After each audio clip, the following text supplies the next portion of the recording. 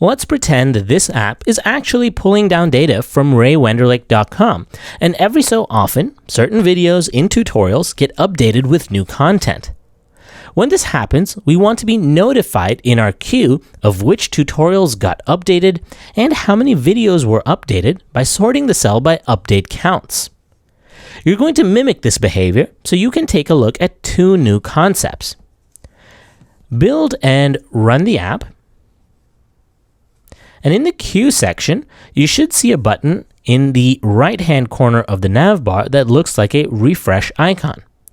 When this refresh icon is tapped, our goal is to add a green dot to the top right-hand corner of a random item in the queue.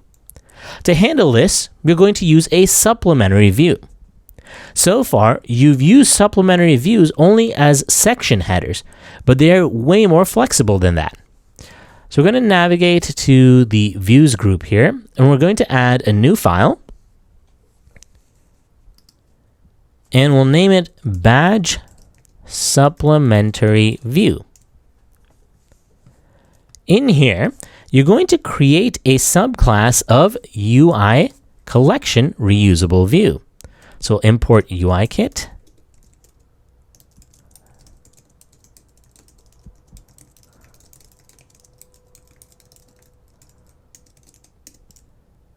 Supplementary views are set up much like cells. So we start by defining a reuse identifier.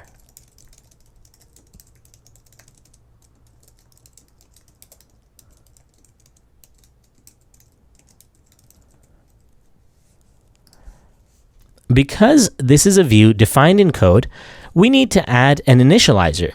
Two, technically, since you need to add the required init coder.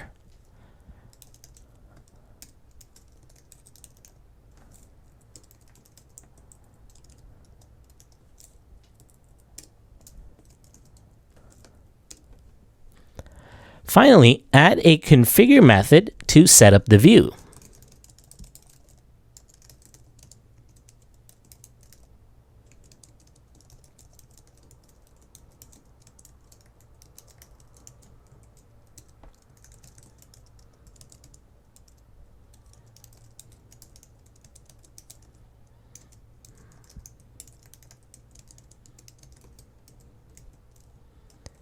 Call this method from the initializer, and you should be good to go with a really simple badge view.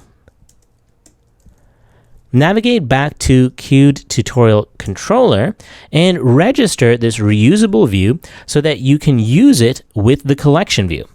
So find the setup view method, and at the very top, remember before you configure the collection view, we're going to register it.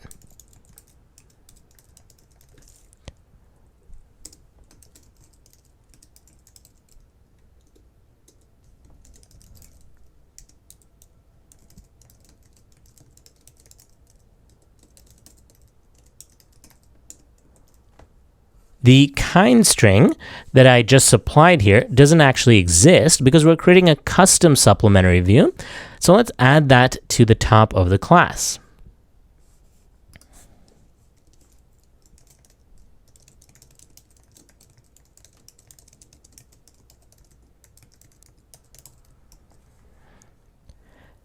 Next, find the configure collection view method, which is down here. There we go. Earlier, when defining section headers, you added the reusable view as a supplementary view on a section. This time, we're going to do it on the item. At the top of the method, you're going to start by defining an anchor point for this view in relation to the item.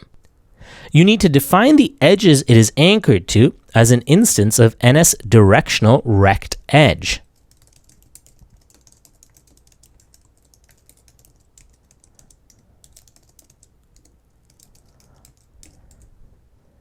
Here we're saying that it is going to be aligned with the top and trailing edge. You'll also define the offset from those edges as an instance of CG point.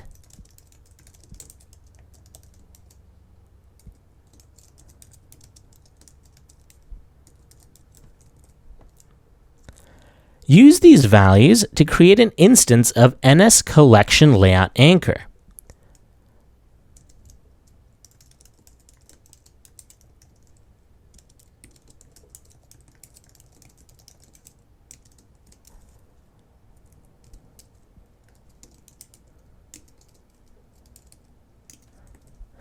If you command click into this class and jump to the definition, it has this pretty sweet ASCII diagram that shows exactly how the class works.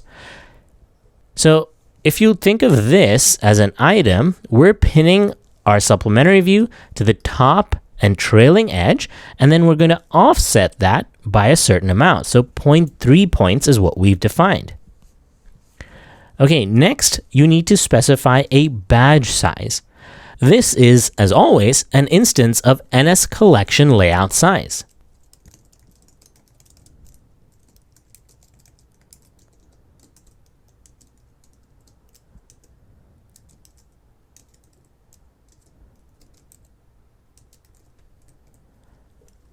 Use all of these attributes together to create a badge in the layout. Previously, you defined supplementary items as boundary supplementary items of instance NS collection layout boundary supplementary item. Since these badges are not boundary items, that is, they live inside of the section, you're going to create them as instances of NS collection layout supplementary item. The initializer takes a layout size, an element kind defined as a string, and a container anchor.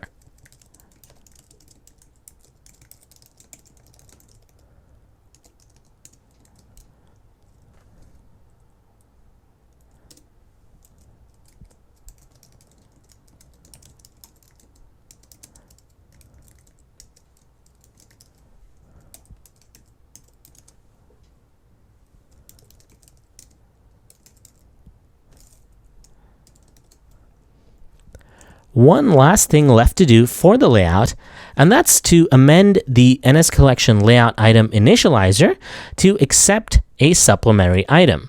So down here, where we've defined the item, we're going to go in there and add a supplementary item, and that's our badge. Sweet, but you're not done yet. This is just the layout portion. Remember, we also need to handle the data source. So navigate to the configure data source method, and we're going to do this right after we've initialized the data source.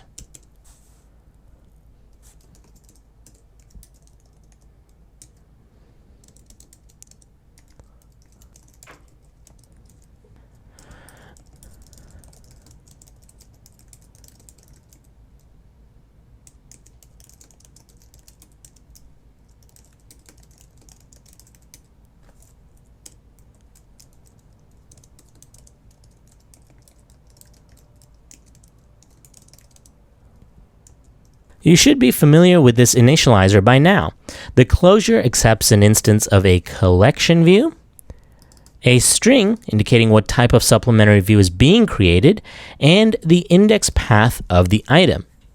Since you're going to add a badge to the cell only if a tutorial has an update count greater than 0, you need to get the tutorial associated with this cell.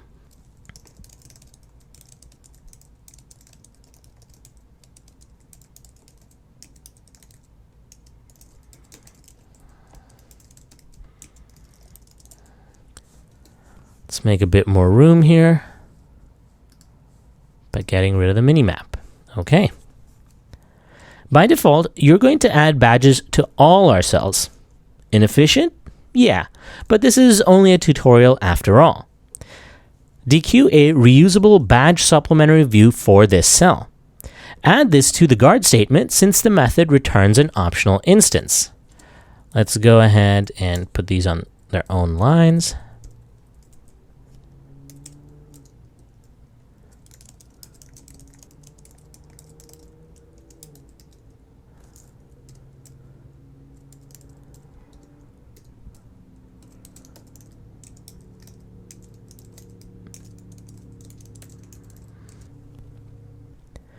You'll show the badge view if the tutorial has an update count greater than 0, otherwise you'll hide it.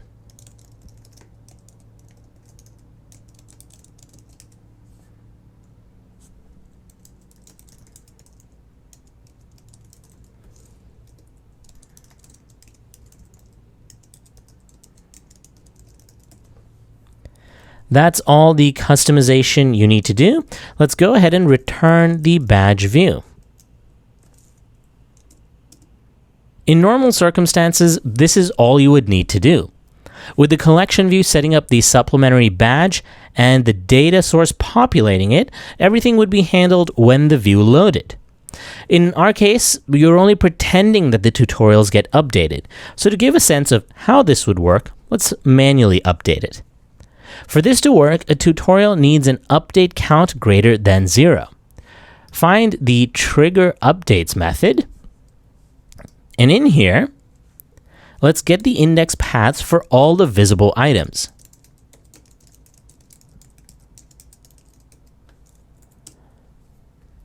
From these index paths, grab one index path at random.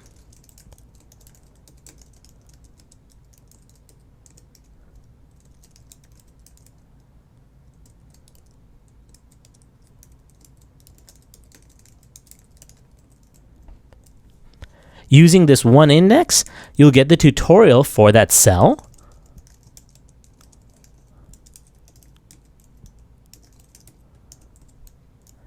And then we'll set the update count property to some random number. You'll also need to show the badge for that particular cell since it's hidden by default.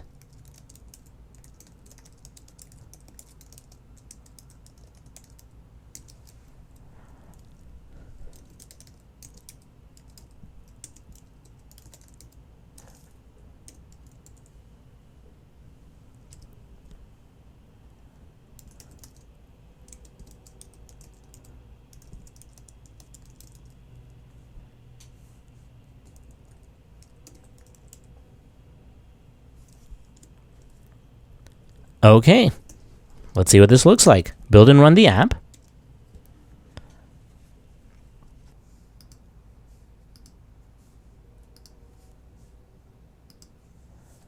Okay, so that worked. When you tap on the refresh icon now, you should see a badge appear as if the course is being updated. Cool, there you go. As you can see, supplementary views can be used for much more than a header or footer. You can decorate your cells to display all sorts of useful information. In the next video, let's wrap it up by moving the updated courses to the top of the list.